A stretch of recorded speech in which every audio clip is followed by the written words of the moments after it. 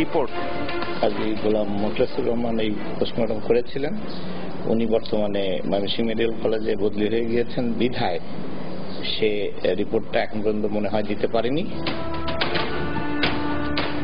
মর্গের হিমঘর থেকে বোন পরিচয়ে গফুরের মরদেহ নিয়ে যান পুলিশের হাতে আটক হওয়া মিম। ঠিকানা দেয়া হয় চাঁদমিয়া হাউজিং এর। তবে এই হোল্ডিং নাম্বারের কোনো বাড়ির অস্তিত্ব পাওয়া যায়নি। অনুসন্ধানে খোঁজ মিলল আসল বাড়ির ঠিকানা কাদেরাবাদ হাউজিং এর 2 নম্বর রোডের 3 নম্বর বাসা। এখান থেকে মেয়র গফুরকে অজ্ঞান অবস্থায় নিয়ে যাওয়া হয় হাসপাতালে। 3 জন মানুষ আর কি উপরে গেছি যাইয়া হ্যাঁ হাতে গাড়ি তুলে দিছে। আমরা সারাতে ছিলাম কিন্তু কথা বলে না। গফুরের স্বজনদের দাবি মিমের একার পক্ষে এই হত্যাকাণ্ড ঘটানো সম্ভব না।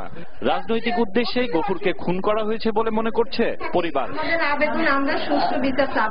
হিমেল মাহবুব, চ্যানেল 24, ঢাকা। এবার বিএসবি ক্যাম্ব্রিয়ান স্কুল অ্যান্ড কলেজের সৌজন্যে বিশ্বকাপ ক্রিকেটের খবর।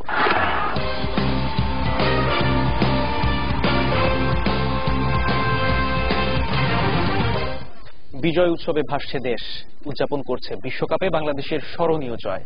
রাজনৈতিক দল থেকে শুরু করে ছাত্র, শিক্ষক, সাধারণ মানুষ সবাই নেমে আসেন রাস্তায়। নেচে গিয়ে রং মেখে বিজয় উল্লাসে মেতে ওঠেন তারা সবাই।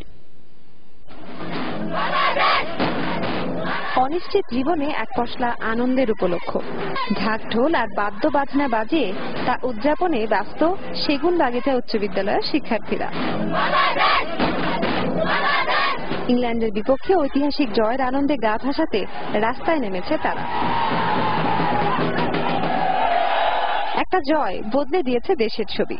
রাজনৈতিক অস্থিরতা ভুলে সবাই কাঁধে কাঁধ মিলিয়ে উৎসবে শামিল। ঢাকা বিশ্ববিদ্যালয়ের টিএসসি যে কোনো উপলক্ষের মতো আনন্দ মিছিলকে কেন্দ্র করে একটু বেশি যেন উৎসব মুখর। বিশ্ববিদ্যালয়ের বিভিন্ন হল থেকে যোগ দিয়েছেন ছাত্ররা। লাল সবুজ রঙে নিজেদের রাঙিয়ে দেশাত্মবোধের প্রেরণায় উদ্বুদ্ধ সবাই। ইংল্যান্ড বধে প্রত্যাশার পারদ বেড়েছে অনেক গুণ। কোয়ার্টার ফাইনালে সন্তুষ্ট নয়, সেমি বা ফাইনালের স্বপ্ন দেখছেন কেউ কেউ। রুবেল অনেক ভালো করছে। রুবেলের যত সব মামলা হয়েছে, যত কিছু আমার মনে হয় এই জয়ের কারণে ওর সব মামলায় চলে গেছে। আসলে আমরা সবই হ্যাপি। আমরা সবাই অনেক অনেক হ্যাপি। পুরো বাংলাদেশ 16 কোটি মানুষ হ্যাপি। আমরা চাই বাংলাদেশ টিম সবসময় এরকম ভালো পারফরমেন্স করুক আর সবসময় যেন আমরা এইভাবে আনন্দ করতে পারি। সাধারণ মানুষের সঙ্গে রাজনৈতিক দলগুলো এমন কর্মসূচিতে রাস্তায় নেমে এসেছে। বঙ্গবন্ধু অ্যাভিনিউয়ে কেন্দ্রীয় কার্যালয়ের সামনে থেকে বিজয় শোভাযাত্রা করে আওয়ামী লীগ। অবরোধের মধ্যেও দেশে বিজয় উৎসব পালন করায় ধন্যবাদ দেন নেতারা। বাংলার মানুষেরা এই দিনটাকে উদযাপন করুক খোলা মনে। লক্ষ লক্ষ মানুষ আছে রাজপথে থাকে, তারা যেন উল্লাসটা করতে না পারে, আনন্দ করতে না পারে, তার জন্য তিনি অবরোধ তোলেন নাই। এখনো অবরোধ চলছে, কিন্তু তার এই অবরোধ হরতাল বাংলার মানুষ মানে না। এদিকে হরতাল শিথিল করে বিএনপিও বিজয় উৎসবে শামিল হয়েছিল। বিএনপি পন্থী সাংবাদিকরা দুপুরে জাতীয় প্রেস ক্লাবের সামনে থেকে মিছিলে অংশ নেন। শেখ ফাতেমা ওয়ারা, চ্যানেল 24। এই সাফল্যের পুরস্কারও পাচ্ছেন ক্রিকেটাররা। বাংলাদেশ ক্রিকেট দলকে $1 লাখ অর্থাৎ প্রায় 80 লাখ টাকা বোনাস দেবে ক্রিকেট বোর্ড। আর বোর্ড সভাপতি নাজমুল হাসান পাপন দেবেন 10 লাখ টাকা। প্রতিপক্ষ এখনো চূড়ান্ত নয়, তবে নিশ্চিত হয়ে গেছে বাংলাদেশের শেষ 8-এর ভেন্যু। মেলবোর্নে 19 মার্চ দ্বিতীয় কোয়ার্টার ফাইনাল খেলবে বাংলাদেশ। প্রতিপক্ষ যেই হোক না কেন, আইসিসি তাদের ওয়েবসাইটে 4 কোয়ার্টার ফাইনালের অন্তত একটি দেশকে উল্লেখ করে ম্যাচ চূড়ান্ত করেছে। প্রথম কোয়ার্টার ফাইনালে 18 মার্চ শ্রীলঙ্কা খেলবে, 20 মার্চ তৃতীয় কোয়ার্টারে অস্ট্রেলিয়া আর 21 মার্চ চতুর্থ কোয়ার্টার ফাইনালে নিউজিল্যান্ড খেলবে ওয়েলিংটনে। বিশ্বকাপ ক্রিকেটের 2 স্বাগতিককে নিজ মাঠে খেলার সুযোগ করে দিতেই সূচিতে এমন পরিবর্তন এনেছে ক্রিকেটের নিয়ন্ত্রক সংস্থাটি। এদিকে বিশ্বকাপের গ্রুপের শেষ ম্যাচে অংশ নিতে অ্যাডিলেড থেকে নিউজিল্যান্ড পৌঁছেছে মাশরাফির দল। শুক্রবার হ্যামিল্টনে স্বাগতিক নিউজিল্যান্ডের মুখোমুখি হবে বাংলাদেশ। তবে বাংলাদেশ দলের চোখ কোয়ার্টার ফাইনালের দিকে, সেখানে অঘটন ঘটানোর লক্ষ্যের কথা জানিয়েছেন পেসার রুবেল হোসেন।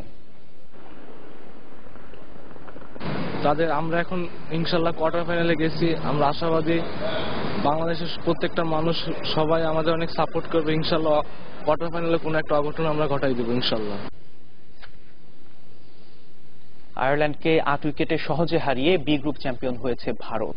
টস জিতে ব্যাটিংয়ে নেমে আয়ারল্যান্ড অল আউট হয় 259 রানে। 79 বল আগে 2 উইকেট হারিয়ে লক্ষ্যে পৌঁছে যায় ভারত। টুর্নামেন্টের দ্বিতীয় সেঞ্চুরিতে ম্যাচ সেরা হয়েছেন শিখর ধাওয়ান।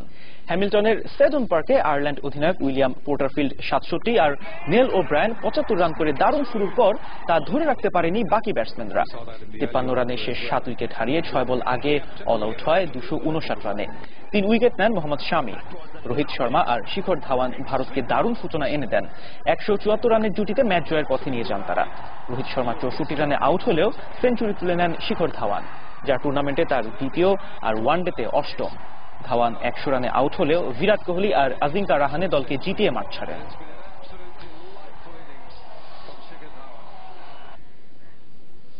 একটা বিরতি নিচ্ছি, আর ফিরে এসে থাকছে। রাজনৈতিক অস্থিরতা ও অর্থ সংকটে 5,000 কোটি টাকা কমল এডিপি। 8 মাসে বাস্তবায়ন 38%।